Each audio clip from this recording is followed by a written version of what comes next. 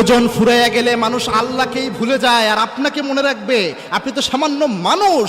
মানুষ এমন নিমক হারাম, আল্লাহ যখন কোনো বিপদ দিয়ে দেয়, বিপদ থেকে উদ্ধার হওয়ার জন্য মানুষ আল্লাহকে এমন ডাকে, আবার যখন বিপদ থেকে আল্লাহ উদ্ধার করে তখন মানুষ আল্লাহকেই ভুলে যায়। আর সামান্য মানুষকে কেমনে মনে রাখবে? মনে রাখবেন আল্লাহ কোরআনে বলেছেন ইন্নাল ইনসানা লাকাফুর, মানুষ মাত্রই নিমক হারাম। এই জন্য পৃথিবীর মানুষের কাছে আর যাই আশা করেন, কৃতজ্ঞতা আশা করিয়েন না, আপনি উপকার করে যান।